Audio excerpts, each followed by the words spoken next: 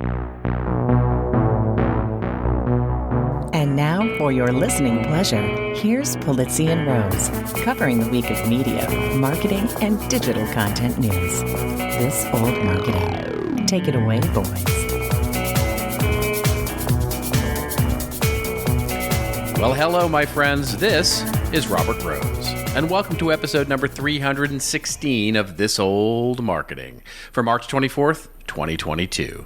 And with me, as always, from a remote location undisclosed, is my good friend, my colleague, and a guy who wouldn't have pulled Kanye from the Grammys, Mr. Joe Polizzi. How's Phoenix? Well, thank you. Yes, it's, we were just talking before the show that it's been a rarity to record on the road, but here I am. Exactly. Yes, I'm in at the lovely Arizona Grand Resort. That's where, of course, Creator Economy Expo will be. We're on a site visit. I was able to pull. Do they switch the time there? Do they actually? I can't ever remember if Arizona adheres to the time change or not adheres to the time change. I don't think so, because right now they're on the rare Pacific time zone, which sometimes they're on Mountain. So right now it is exactly the same time it is in Los Angeles, which. Well, there you go. I mean, First of all, that should be noted that you and I are actually recording this in the same time zone. This is a special, almost never happens. This is a special episode. Yes. But I was able to pull myself away from these very important meetings for Creator Economy Expo to do, the most important thing that I do every week, of course, This Old Marketing with Robert Rose. And yes, I'm very much enjoying myself here. It's beautiful.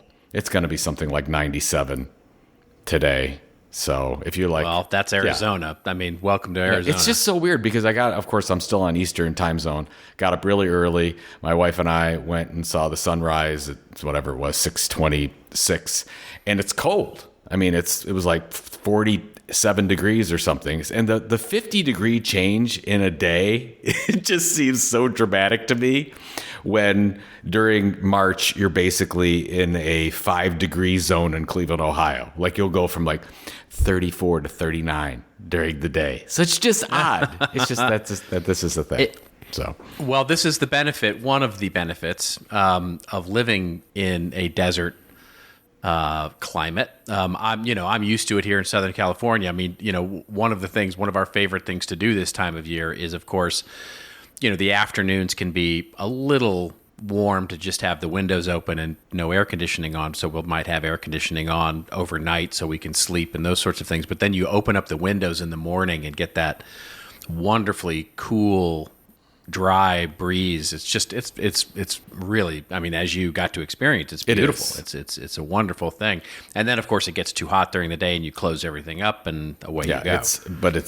It's nice to go out. You need a little jacket maybe in the morning, and then once the sun comes out, that's you're right. like, whoa, well, somebody turned the heat on, and here we go. So anyways, we're doing all that stuff, getting ready we're just, whatever we are, 5-6 weeks out from the event now. So it's, That's scary how fast. Oh my gosh, it's crazy. It feels like we just did this thing and here we are into the home stretch, getting everything. We're figuring out where the booths go and networking reception and all that stuff. But speaking of time flying, I think I heard something around the NFL. Something happened with the NFL and the Cleveland Browns, and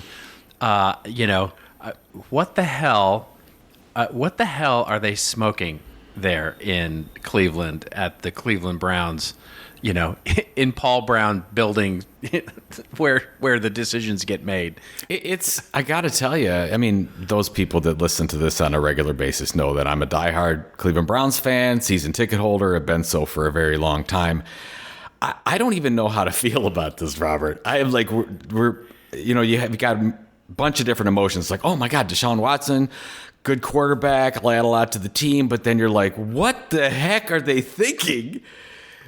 Multiple things. First of all, well, for those who don't know, we should probably explain what's going on for the non-football fans out there, right? But basically, what has happened is that the Cleveland Browns, who did by all arguments, reasonably well last year.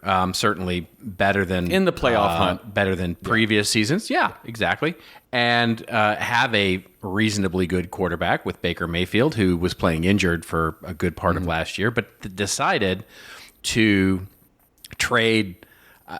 Is it 5 first-round picks? I mean, it's some crazy number of first-round picks for Deshaun Watson, and Deshaun Watson is a quarterback who used to play for the Houston Texans, but is now besieged with, it used to be charges against sexual assault, and now I guess many of those, or the one or however many charges have been dropped, but now he faces lawsuits from 22 women, I think it is, think you're right. on sexual assault, lawsuits. And the NFL hasn't done anything about this yet. Certainly, I mean, he's not in any legal trouble, as I understand it, just at the moment. But certainly, from a optics standpoint, this isn't. But what I don't get here's my problem. My take is, look, I fully am like, what the hell are they doing? Because this guy is toxic waste. I can't understand why anybody would go near him when you've got, so many other options available to you. But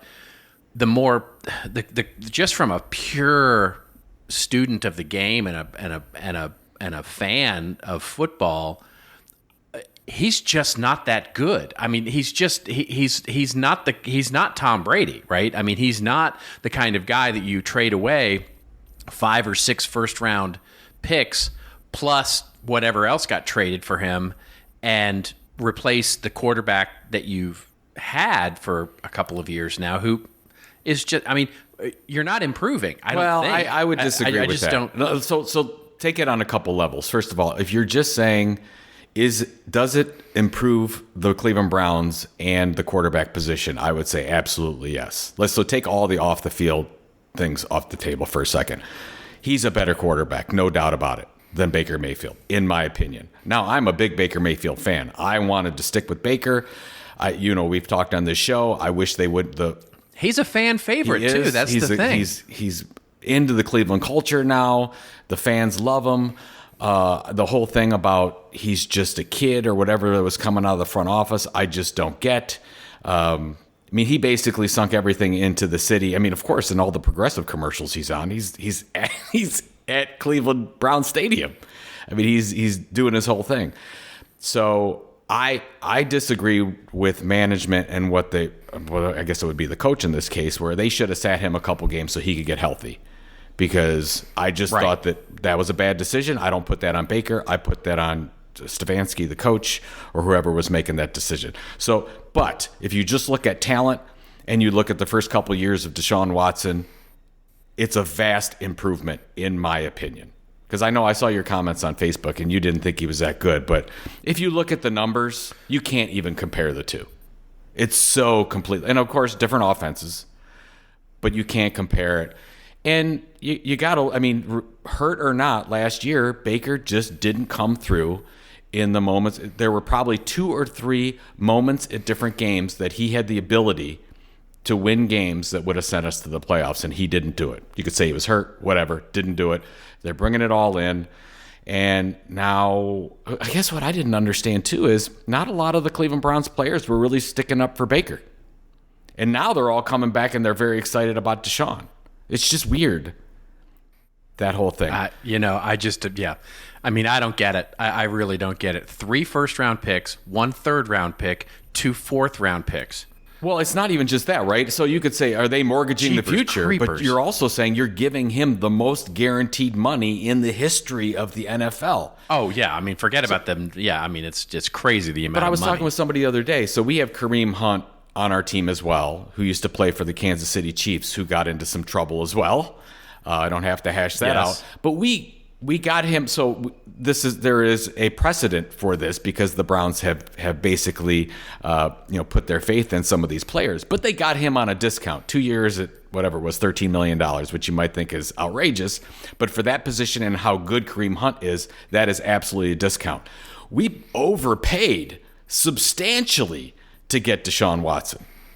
I'm like, what are you doing? So you're mortgaging your future on this, all these draft picks, all this money, and to the point you were making before, we don't know what the NFL is going to do. There's a really good chance that he'll get minimum 6 games suspension for the moral conduct thing that they have.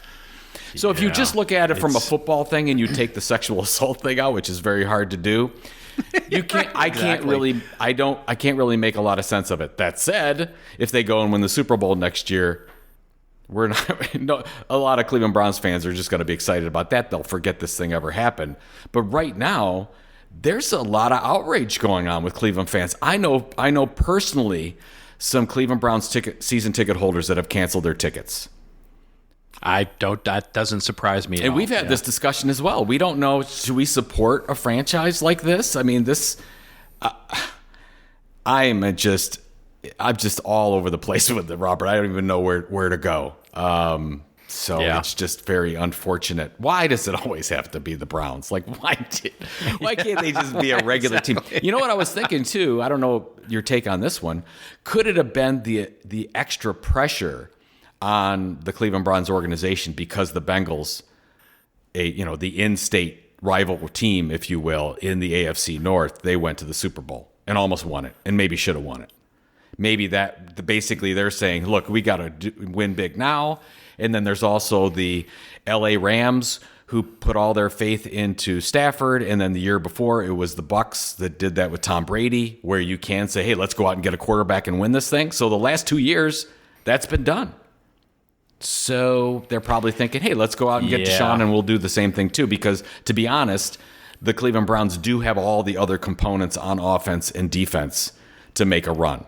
And if you look at, all you have to do is look at the Vegas odds. They went from 20 or 25 to 1 to win the Super Bowl to 10 to 1 or whatever it is now because of just Deshaun Watson. Although we don't even know if he's going to be playing. Yeah, well, that's the thing, right? Who knows?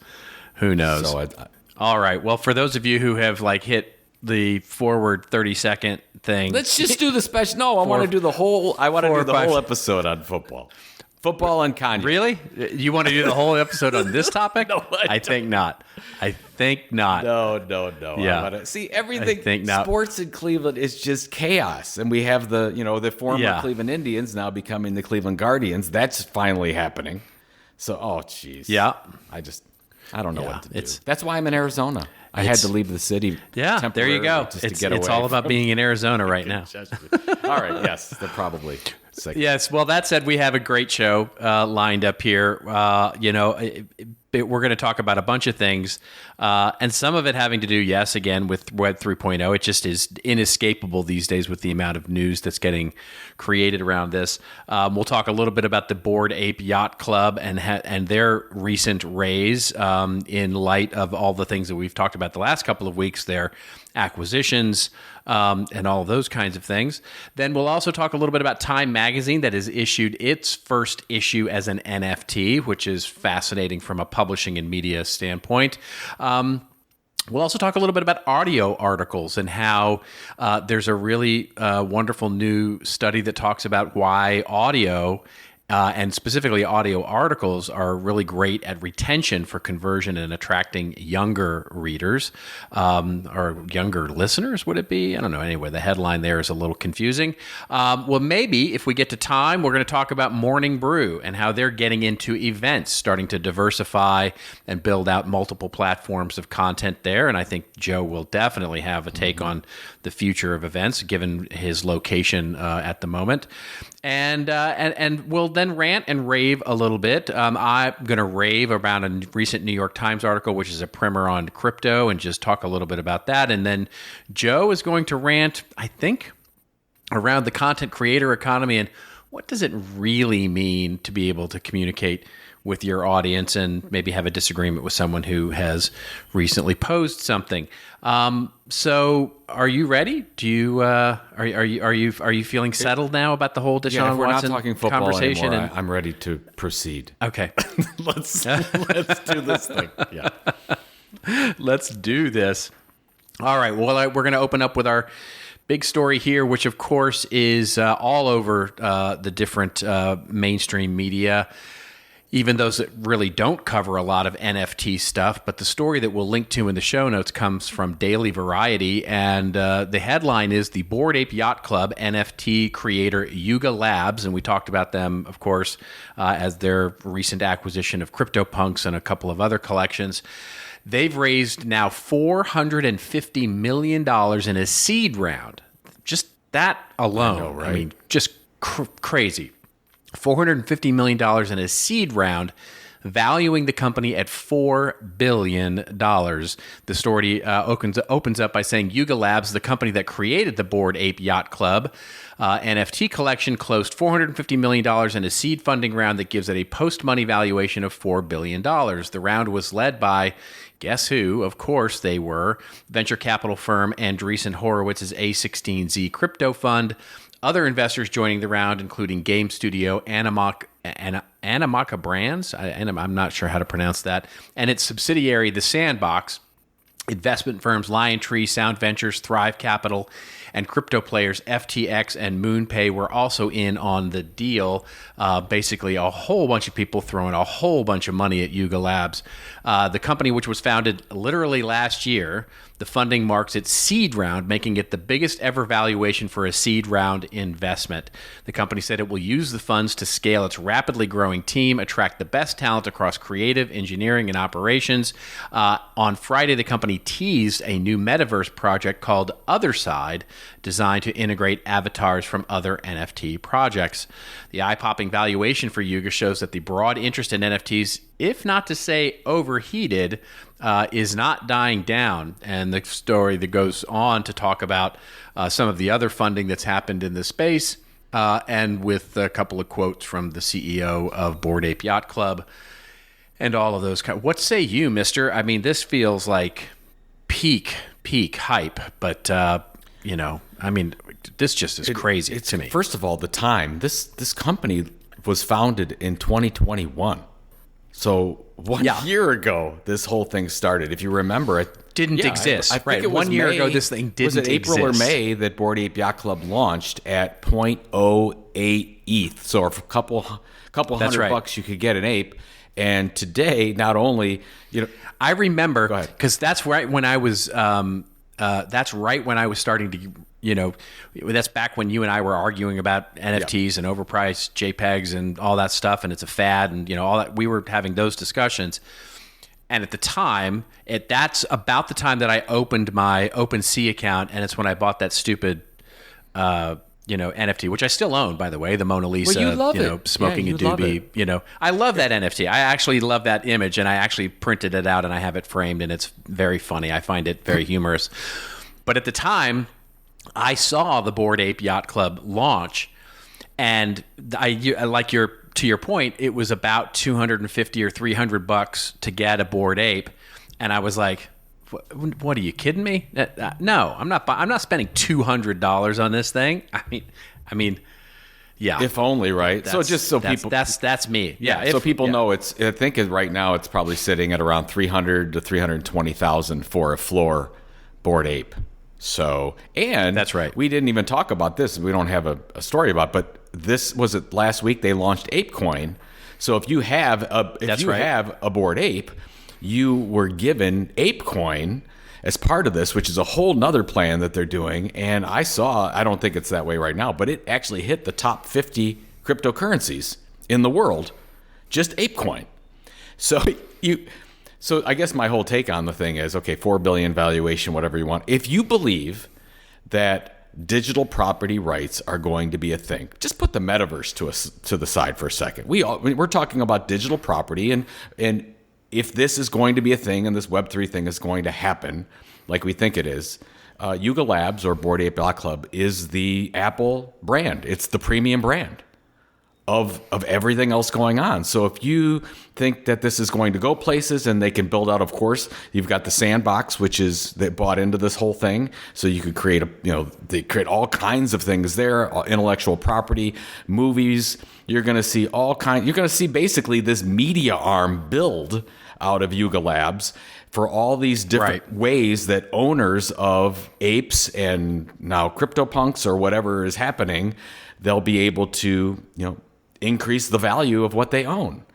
because of all these different usages of it. And I think and part of me thinks, maybe what you think is, this has got to be like theglobe.com back in 2000, right? Something like that. Is this as crazy, or is this the start of something that this really next generation of the internet, where we don't know where it's going, we're not prepared for it, and wow, this is sort of just the start of some amazing things? Yeah, I'm of two minds of it, and I'm just sort of fascinated to watch. I mean, to your point, I look at this and go, if, and it's a big if, they can actually create something more than just a social signal of wealth, right? Because at the moment, that's all this is. There is no inherent value. No, you get the, it's a membership. I mean, they have events. To what? So it's just like if you're a media company and you launch an event, you get access to these events. They have right. Events in New York. They have events all over the place. You're part of this community. You get on a Discord channel that only owners of Bored Ape can get access to. So there's a club there. It's not just a signal. But right. Yes.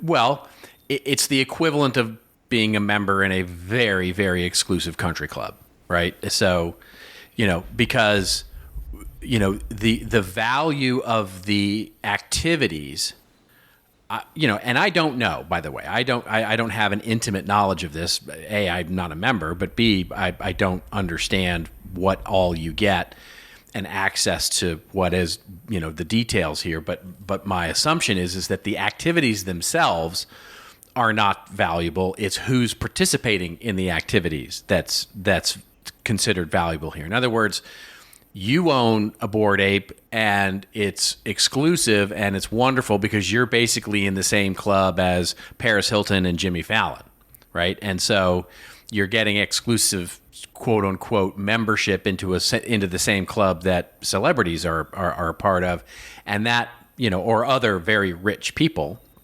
And so there's an air to it, right? It's a social signal. It's like owning a Ferrari, right? Ferrari doesn't get you to work any faster or better or in whatever, but the fact that you own a Ferrari is a social signal that you have wealth. And so that's what this is at the moment. To me, that it starts to degrade in value over time unless you start building in, to your point, active activities that have inherent value. In other words, if the event then does get you some special content or some special experience that is worth, owning a $300,000 ticket to get, then I get it. But at a certain point, the novelty wears off. It just has to. It just will. And so if they don't keep up the novelty, the value of the activities, you'll see a degrading. It's the equivalent of a Beanie Baby, or it's the equivalent of, having something that, you get special access to a film that ultimately gets released everywhere and it becomes a commodity. And so I don't understand now the plan to make this a thing ongoing in the long term. So to me, it has just as much risk of crashing and burning and going to zero very quickly as it does of maintaining value. It's all going to be in the what are they going to do, right? And we'll see. They've announced a lot. They've announced $450 million is a lot of money to do a lot of things, and if they can go out in the world and do something with that $450 million to create some real value here, whether it's this other side metaverse or whether it's a game or whether it's a film or whether it's a television show, and they start providing some returns on the fact that you're now holding this fractionalized ownership of this thing, it could go somewhere. But boy, they've just given themselves a very steep hill to climb. I guess I would disagree with you because this is not our Clubhouse conversation. This is very, very different. That they have a roadmap that's pretty substantial already, We're just saying, oh, they might add some more stuff to make it even more valuable. So yeah, I would agree with you about the social signal, but you have the collectability of it. Yeah, are there some collections out there that have, like Beanie Babies, that have sort of faded and come back and forth? But there are also some that have stayed on forever and keep going and going and going. Like, so let's say you collect baseball cards or whatever the collection is. Some do really well, and some don't. But that's just one small aspect. But that's the thing. Here's the thing. The reason that a baseball card or a football card from a player is valuable is because of the ongoing value created by the activity itself. In other words, because baseball and football are still active and valuable as an activity to the populace, having a piece of history becomes more valuable over time. If they don't create that history, if they don't create a shared history that 5 years from now is still creating value, then there is no value. No. There's nothing. There's no history to build on. But look at CryptoPunks. CryptoPunks is basically you just own it. You have that. Oh, hey, I have a CryptoPunk, and it doesn't really do anything. It's just, I've got one of the OGs, and frankly, the value of those have held up exceptionally well over the past 3 or 4 years. So it's been probably it could have been one of the greatest investments that you'd have if you wanted, 1,000 times your first investment in the whole thing. So that in and of itself could be enough, and has shown that it is enough. Now we're talking about adding utility, at the collectability of it. Then you got rewards. I saw a tweet, and this is just one tweet, so somebody can go ahead and tell me I'm wrong. But they owned a couple apes, and they were delivered ape coin. So basically, if you have a Bored Ape Yacht Club NFT, you get ape coin as part of this, and they launched that last week. And somebody got like $450,000 worth of ape coin in real dollars as they distributed this thing. Now, is that going to hold up? I don't know. Right. But that's pretty darn good value right there. So, well, yeah. But let's not forget that 3 or 4 years is not a decade, and it's not 20 years, and it's not 40 years, and we need to create value over the long term here. I'm not disagreeing with you. Like we've talked about, even if you look at media models or our Killing Marketing model or Content Inc. model, you're like, hey, it takes 3 to 5 years to build a minimum viable audience so you can monetize and you could do all the things that you want to do. But this has happened in less than a year.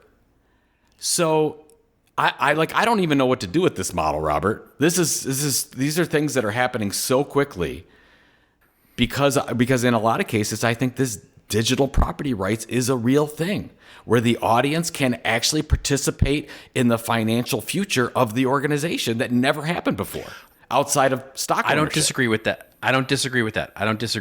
I buy into that idea of the model. I think the question becomes, what's the core value driver of the model? And I think unless you can show over the long term that you're creating an activity that provides increasing value to owning a piece of the history of it, then the model doesn't work. And this is so you look at the difference between the value of even the value of a currency, the difference between a functional currency and something like Bitcoin, right? Right now, Bitcoin is valuable only because it's a store of value and everybody says it's valuable. That's it. It doesn't have any real utility yet, and it doesn't have any real use cases yet. And so we'll see if it becomes like gold, right? Where it's really just a finite store of value and you can sit in there and it's valuable because everybody says it's value, or if it becomes a utility where you can spend money on things and it becomes an actual currency. I think those are all things to be written here. This is the same thing to me, right? You can create a collection of art or a collection of things that become collectibles in their time, and then the thing is, do they become valuable over time? Do they become more valuable? Are they an asset that becomes more valuable over time? And I think look, I'm not an economist, but I believe that the way that these things become more valuable over time, they increase in value, so they demand the investment that they're they're currently, that you currently made into them, is that they create a history and they create a set of activities that continues to build upon that value, like baseball, like football. Nobody has tell me the badminton, right? Nobody has a beautiful, wonderful, first professional badminton player baseball card for $10,000, right? I mean, they just don't. And the reason for that is because badminton has never become an activity that increases the value, looking at the culture of what it is we're doing. You go back and look at Babe Ruth or, Jack Dempsey or, anybody like that. Now all of a sudden it's like, there's an activity associated with that. So having those pieces of history are now valuable because the thing is valuable. That's my only point, is that I think they have a very steep hill to climb, and we'll see if they can climb it. And some of the things I agree with you on, but we probably kicked this horse too much here. But I do want to say two things real quick. Right. Again, the economics have changed in this because with baseball, you need millions of fans in order for baseball to survive. Bored Ape Yacht Club needs 10,000. It's much different. No, they don't. They do. They need much more than that. They need more than that. They only need 10,000 owners. That's the beauty of Web3. And I talked about this as social. Oh, they only need 10,000 owners, but they need a much bigger audience. No, they don't. They absolutely. I disagree. They don't. They absolutely don't. For this model to work. So Ari, you only need a small number of super fans for the economics of this to work. You only need 10,000 people that are willing to pay or hold an ape. That's it. You don't need any more than that. And that's how it got started. But you need to create the value. You need to create and then we can move on for sure. You need to create the value in a much broader way to keep that investment value among because, you get 5 people in a club together who are willing to spend, this is Davos, right? I mean, so you think about Davos, where Davos is a club that, it's really hard to get into that little club, right? Where, if you're, Bill Gates or whoever gets invited to Davos, you can go and hobnob with, some of the world leaders and sort of have that network. Yes, I totally get that, right? Where you can have a private club of people who get together because of the value of the people in the club. And that can be a small club. And however, if you're going to create something that is going to create investment value over time, you've also got to create the activity that is worth the value.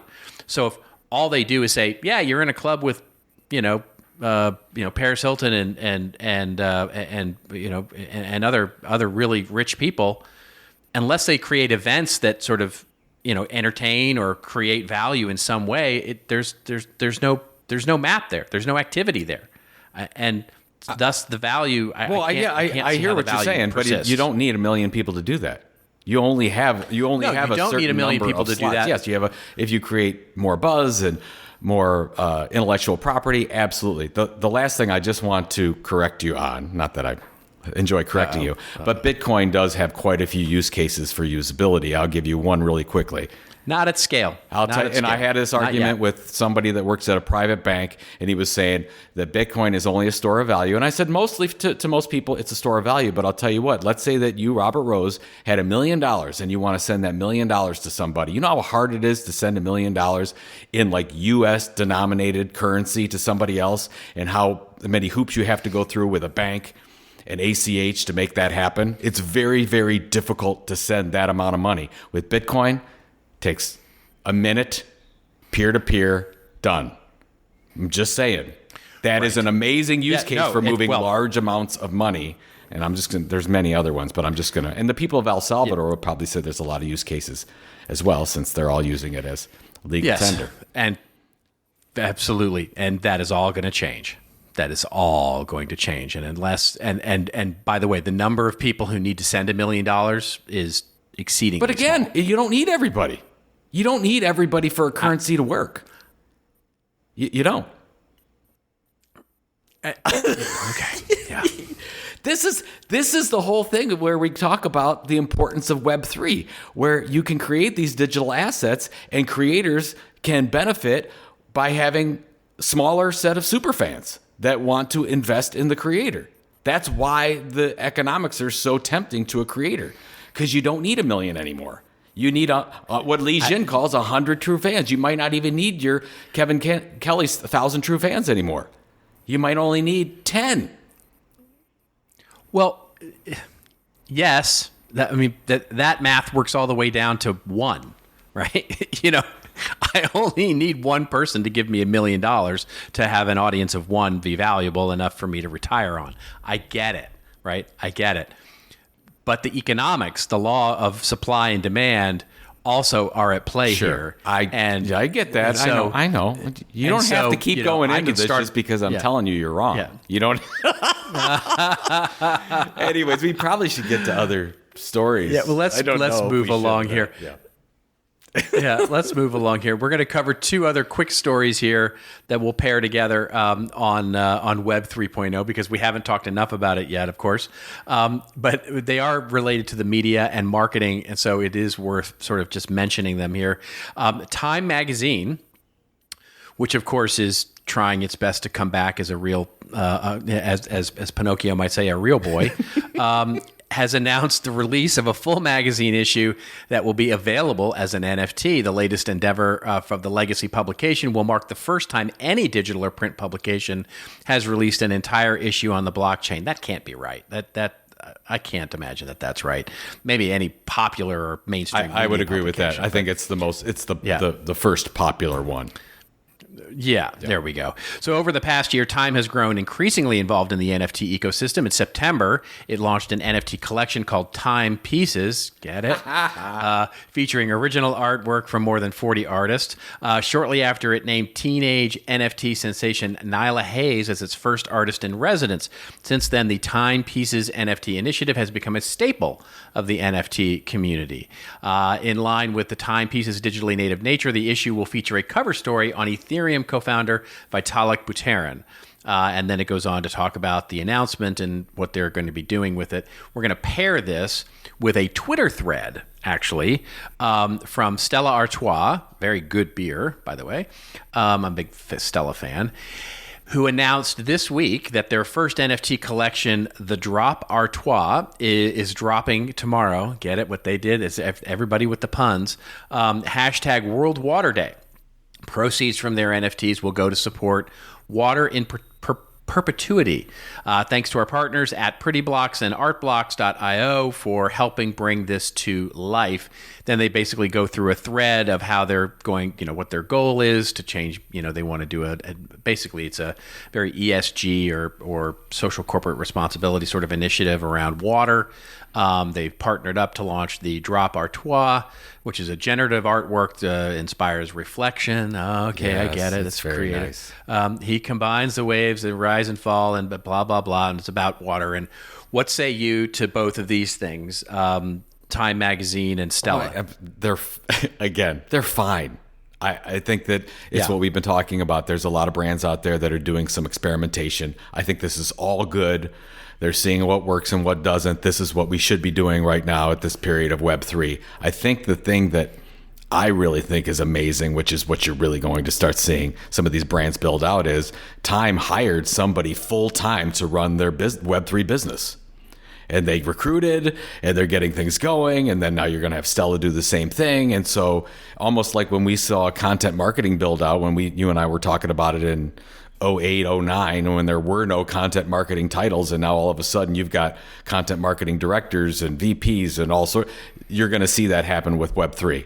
So now is the start of that, where you're going to see basically Web3 evangelists and experts that are going to be built around these new business models. And I think it's fantastic. Now, are a lot of brands going to fall on their face? Absolutely. Just like content marketing.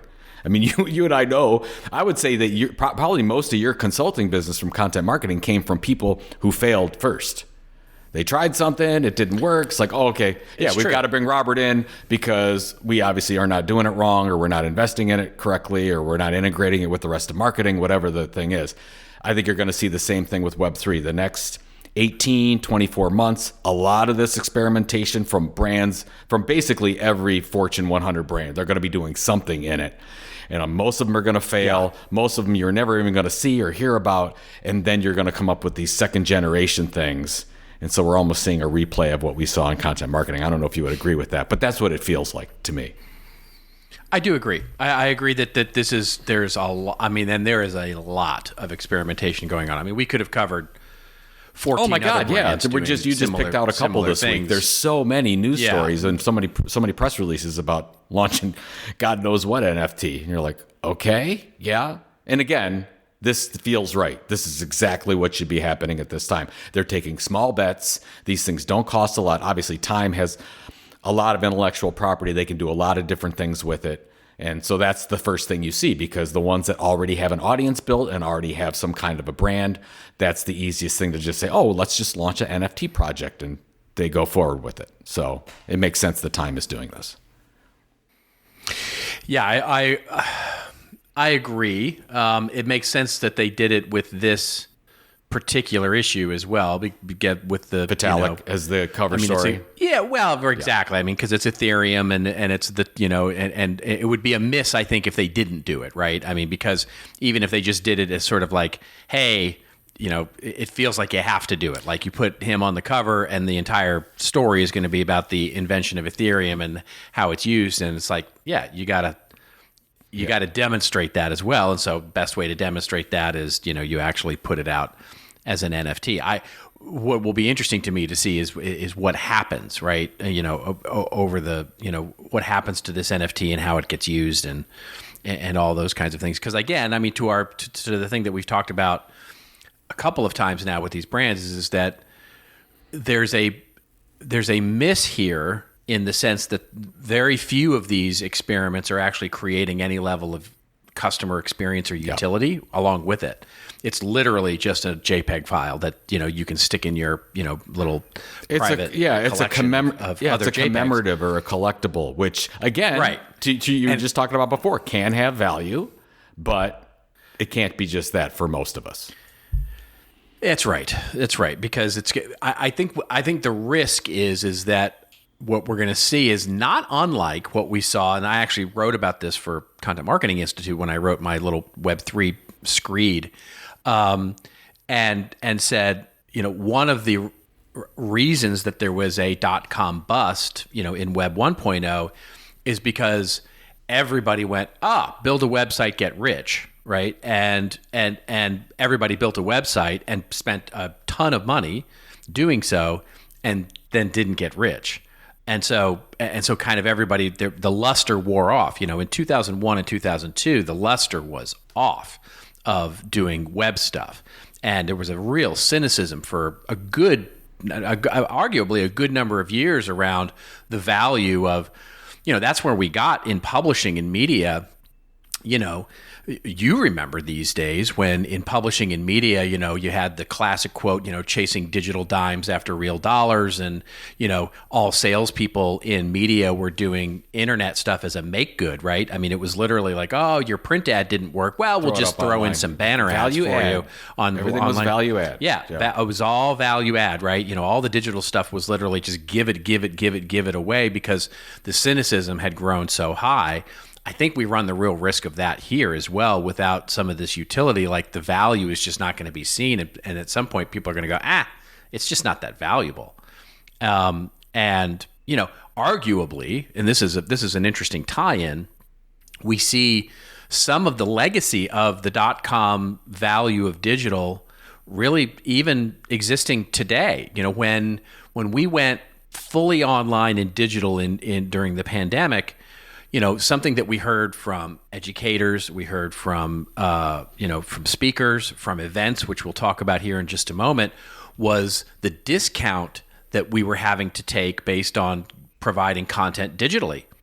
If you were giving a keynote, you were expected to discount your rate by 40% because, you were just not going to get the same kind of money that you would flying somewhere and giving a keynote. If you were giving a class or a workshop online, it was discounted because you weren't giving it in person. And that's a lot of the legacy sort of hangover that we still have from the devaluing of the digital experience in the very early days because of how it came to be. And I think there's a real risk of this going through the exact same. Maybe it's just inevitable. It may just be an inevitability that that's the way things come to play. It makes me think of Christensen's disruption theory and so many different things. But So maybe it's just inevitable, but that's the risk I see. Your timetable is interesting. So if you had all this run up, Web 1 into Web 2, then 2001, you had this, depression, or let's say a bear market in web. But all during the 2002 to 2006, you had some amazing innovation happen. And then we had the whole blowout in 2007. You had Facebook that went beyond colleges, and you had Twitter, and you had LinkedIn. You had all these amazing innovations that happened. I think you're seeing this right now happen with the NFT and the Web3 space. It's just going to be truncated time. Because it was a year ago. It was almost a year ago where we saw the top blow off. It was April of 21 where we saw the height of the NFT, April, May, let's say. So we're almost a year into a crypto bear market, or a downtrend, if you will. But there's a lot of innovation going on right now. And I think you're going to see another year of this. And then, wow, you're going to something in 23, 24. We're going to see some amazing things happen as all this experimentation comes to fruition. The last thing I want to say on this is the cover images of Vitalik here. That boy needs a ham sandwich. I mean, he needs to eat something. I mean, really. I mean, nice kid, yes, nice kid, incredibly smart, probably a genius. I mean, if you read some of this stuff, it's just amazing, the whole background and everything. But it's not the most flattering Time cover that I've ever seen. I just have to put that out there. No, and the sad part of it is that he probably didn't have somebody. I mean, they did that very purposely. I know, I mean, absolutely. That photo was taken, there was a photo editor for the cover that looked at the hundreds of images I'm sure they shot and went, that one, that's the one that makes him look like a geeky nerd. So that's the one we're going to use.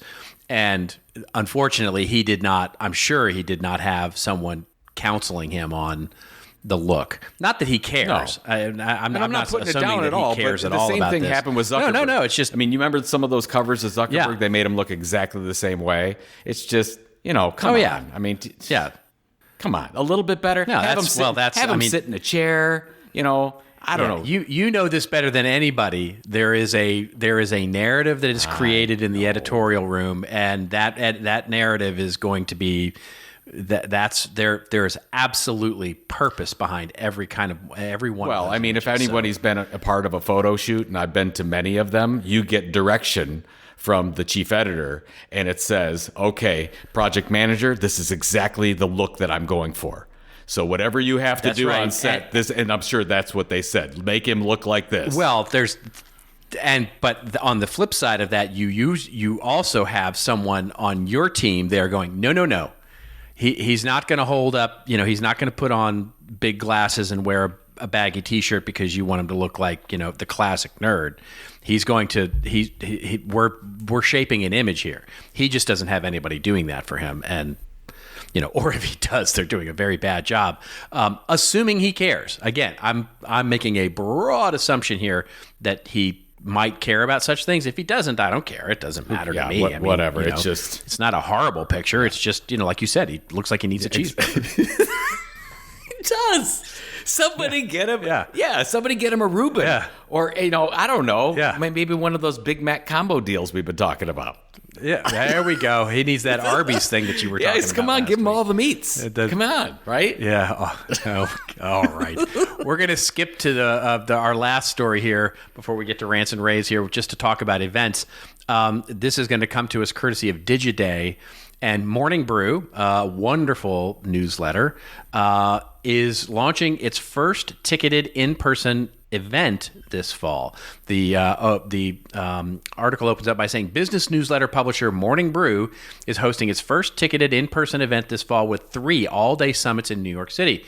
Each of the events will be dedicated to a specific Morning Brew coverage vertical, including emerging tech brew, retail brew, and marketing brew. So genius. I mean, this is like chef's kiss genius. The company has more than 3.5 million subscribers to its daily newsletter. And most of its revenue comes from newsletter advertising, though the company did not provide exact figures. The purpose of these live summits is to take the journalism we do every single day in the newsletter and on the site and make it live, said Jacob Donnelly, Morning Brew's GM of B2B. The first summit will be held on September 29th, called the Emerging Tech Brew Summit, the next decade of tech, followed by the SKU Retail Brew Summit, and then on October 25th, and then, of course, the Marketing Brew on November 15th. The events will be held at the Center 415 venue in Midtown Manhattan.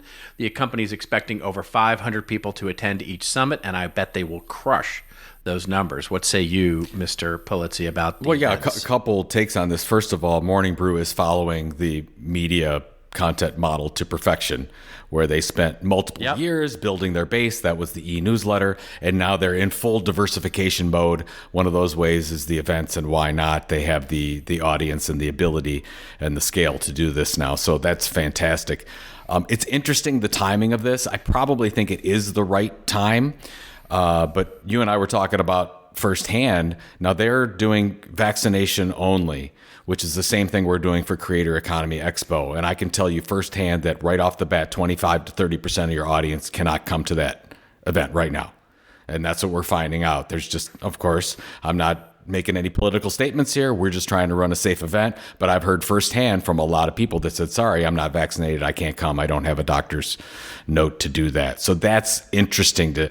And the other thing that I didn't anticipate in just the event space is a number of people that simply aren't ready to travel until, let's say, 23. They haven't made their first trip yet. And you've got some people that say, I don't need to travel anymore. Now, I can go ahead and expound on the wonderful ways that you can increase your career, all the opportunities that you get, the in-person networking, how much greater that is than digitally. But there's a lot of people out there that say, I can do everything virtually now and whatever. So if you said in 2019 for Morning Brew's model that here's 100% of your audience, you're really looking right now in 2022 at about 30 to 40% of people that will actually travel.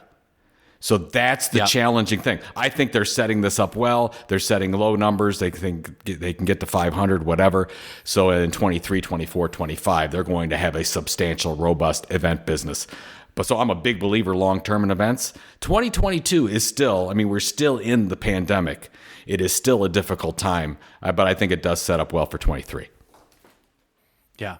I think what you're seeing here is a tension that is sort of two things pulling at each other at the beginning of the year and will start to, clear up, as it were, toward the end of this year, which is, and we saw this directly, right? So it's no secret at this point that Content Marketing Institute has moved the content tech out to second quarter. And we have data that says exactly the same thing as you just said, right? Which is, and most of it, quite frankly, was corporate travel bans that were still on for the first quarter, right? So it was lots of really want to come, but I would have to use my own money to get there because the company is not letting us travel in the first quarter. Many of those travel bans will come off in the second quarter, and that's that tension, right? Which is between the idea of, as we start to see more companies, and we're starting to see this more and more, mandate people to come back to the office. And you see the tension of people saying, well, I don't really want to come back to the office. And the company saying, yeah, you really do. And because you really want a job. And then sticking with some sort of corporate travel ban is going to be tough, right? It's going to be hard for companies to justify making people come back to the office, but not lifting travel bans because of the pandemic. So I think you're going to start to see a lot of these travel bans ease and budgets come back for travel as people start moving back into the office. But that tension will still exist, I think, really until summer. So I think, just speaking specifically about the Morning Brew events, we're talking about the end of this year. My gut tells me that we'll be largely out of this. However, I think a lot of people have said, I think in a very prescient way that it's business travel is never going back to the way it was. That I think is true. I have not seen my own travel increase as exponentially as I thought it might. I'm making my first business trip internationally next week, in fact, as we'll record this while I'm in London for my first client meeting that I've had since the pandemic began. And so, and they're being pulled back into the office, right? This is a financial services company that is pulling people back into their office and saying, no, you work 9 to 5, here's the office, and this is the way things happen. So I think there's I think you're exactly right. This is a transition year, right? This is where we're going to see, events and companies try to operate as safely as possible with this idea of vaccines and, and all those kinds of things. At the same time, we have a sort of a class that is saying, hey, we can't, do this. Yeah, I think you're right. It's just surprising to me, Robert, that I thought by this time, if you would have asked me last year, I thought by this time we'd be well on our way back to normalcy, if you will, but that is definitely not the case. And you're right. I think some of this might not ever come back. I think we'll be more thoughtful about, do we really need to travel? But I do think right now, if you're in the media space and you think that events could be something for your business, whether you're in marketing or media, this fall is a nice time to do a low expectation, smaller event, so that in 23 you've got some momentum. And so that's what I would say. Yeah. I think as like they have 3.5 million subscribers and they're expecting 500 come people. on. I think that's totally in line, right? That's the right kind of expectations to have. And like I said, I think they'll crush that. And number. it's in New York. Yeah. I mean, they're going to be fine. They're probably going to sell out with that event pretty quickly, depending on who they get. So good for them. Yeah. And then what you will see is in 23, 24, 25, Morning Brew will have one of the largest event divisions of any B2B company on the planet. Yep. It's just a genius move. Yeah. It's a genius move. Go read Killing Marketing. This is exactly what we talk about. It's just a process. Once you build a base, an audience, minimum viable audience, you get to the diversification stage where you organically grow or buy. So I would say probably as well that they'll start to be on the lookout for smaller events or some larger events to purchase to add to their diversification acceleration, if you will. Yeah, exactly. All right, very quickly here, let's do our rants and raves, where Joe and I go off on a little bit of a rant or a little bit of a rave over something that makes us feel like we've just traded away our life for Deshaun Watson, or maybe feels like, who's really done well this offseason is the Miami Dolphins. I mean, holy smokes, they have. Didn't they just get got Tyreek Hill? Didn't they? They just got Tyreek Hill. They got Cedric Wilson from my team. They got. Somebody else I'm forgetting off. They've been on a tear, and so they didn't get Deshaun Watson though. So man, they did not. Yeah, they did not. They did not. All right, so why don't I go first because I have a very short rave. It is basically very quickly here. Because no spoiler alerts. Now, here's the thing: you do have to subscribe to the New York Times to get to this, but this is the reason. I mean, it's articles like this the reason why I subscribe to the New York Times. It is truly just amazing content that they're creating, and this is an article, although ebook or I don't know, paper or something like that would be more appropriate for this because it's 14 or 15,000 words. And it's written by a guy by the name of Kevin Roos, who is a New York Times reporter in the technology group. And the title of it is The Latecomer's Guide to Crypto. And it's just brilliant. I mean, if you're looking to educate anybody in a primer to what cryptocurrency and parts of Web3 are all about, like in a straightforward, easy to understand, balanced way, he doesn't overhype it, nor does he underhype it. It is just really, really good. It's a long read. It's like I said, it's 14 or 15,000 words, but he talks about how crypto is going to be transformative, but it's also going to be destructive. He talks about how it's, as he calls it, a generational skeleton key where you can unlock, different functionality. But then he basically talks from the very beginning, like, what is the blockchain? What is, all these kinds of things? and just really in a very straightforward, easy to understand way explains it. So I could not rave about it more. It's just a brilliant I have article. one question: is why couldn't that be just a TikTok video? I mean, come on, right? Couldn't you do that for you? Well, I think you could. I think you absolutely could. You absolutely could do a TikTok video or a YouTube video on this, and they perhaps should. Well, not TikTok. Do this maybe a YouTube documentary. Yeah. Well, you can do the long form TikTok these days. You can do the long form TikTok. I think some things are okay that it's in text. I think text plus image is just fine for a lot of things. So yeah. Well, the way they format it too is very mobile friendly, and they do their wonderful. I'm sure it's a T-Brand Studio interface. It's just really well. Good. I have not engaged in that piece of content yet, but it's definitely on my list. So thank you for the recommendation. Yeah. I'm definitely going to go into it. Mine is real quick, and I don't know if it's a rant, but it's more of a commentary. So I subscribe to the Information's Creator Economy newsletter that they send out. Kaya, I forgot Kaya's last name, does a great job with it. She's the editor on most of these, but in this one talks about this person called Drake Rayfield, who's a principal at Day One Ventures, which is a VC company in the creator economy space, and goes on and talks about why creators won't adopt Web3 technology sooner than what they should. And this is the quote that I want to read. So basically says, we have a few more years before the creators and influencers figure out how to make crypto culturally relevant to the masses, Rayfield said. And then for a start, many creators are accustomed to communicating with their audiences through social media channels.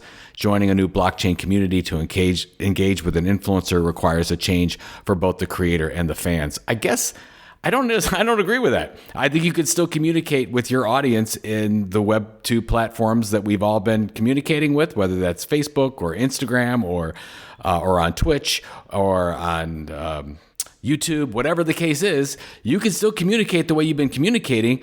Just because you create some kind of a asset that is not connected communication-wise, I don't get the whole thing. So I don't even understand why this person is talking about this. I think actually somebody getting a digital wallet and actually figuring out how to use Web3 technology is kind of the barrier, but I don't think it's a communication issue. Yeah, I think you're exactly right.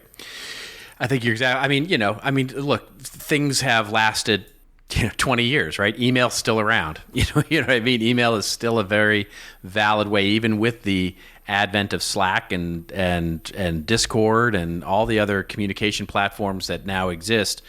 Email's still a thing. Text messaging, the OG of communication, is now bigger than ever, right? So I think communication to people will remain. Even as new communication methods emerge, and what they are, let's not forget text messaging used to be limited, right? You could only send, I think it was 128 characters or something via text message in the very, very early days. I may be getting that number wrong, so forgive me, but it was, it wasn't until later on that we actually got MMS, multimedia services, where we could actually send a picture through text messaging. So, I can remember the days of getting on my phone and, you would have to go to type a message. You would have to go 221 to get A, and then 223 to get B. And you would do that. Do you remember doing that? Absolutely. On your number pad. It would take you 20 minutes to type out a text message. Those days. It's still there. I mean, you sending one text message in a day was something. It's like, I did it. Exactly. I did it. Exactly. So anyways, right? I mean, even to you've got a lot of stuff that's I guess I just don't understand. I don't have to, I could do all sorts of Web3 projects, but I can still communicate with my audience the same ways. So that's exactly maybe right. I'm missing something, but that's what I took from it. So there you go. Yeah. Good stuff. All right. Well, you're off, right? You're off to the races to go meet with your team. Right now and I'm leaving figure for this out. Another meeting, and we'll be out here for the next couple of days, finishing up with meetings, making sure all the space is where it needs to be, and doing all the things you do. And I love this. And Robert, I love this part. I love all the aspects of doing events. I've been doing events for 20 years, and I just, how do you make a unique experience for an attendee? And we think about all those things, and it's just fun. And it's fun to do it again since we haven't been doing it for a while. So there you go. How about you? Oh, you're on you got your trip. Yeah. I got my trip. Yeah, so I'm getting ready for the London trip. So the next time we record this next week, I'll be in the lovely city of London, working, but also getting a little time off. I'm actually bringing my wife with me on this trip, so we're going to have a little vacation time as well, so to get out of the house for the first time since really the pandemic Good for began. You. Yeah, there we go. Yeah, it's going to be fun. I'm looking forward to it. All right. Well, as we said, next week we'll be recording this from London and all of that. But until the meantime, we're signing off. And if you want to get all the goodness of this podcast show notes or dive into the other 315 episodes, just get on over to our website at thisoldmarketing.site. Give us a review, if you will. Pass us on to somebody else. We'd love to have more of you listen. And of course, hashtag us up at thisoldmarketing on Twitter for any of the wonderful, wonderful story ideas that you have and want us to cover. Maybe something other than just arguing about NFTs. Or talking about football, quite frankly. Anyway, we will see you next week. And just remember, until then, it's your story to tell. Tell it well. We'll see you next week on This Old Marketing.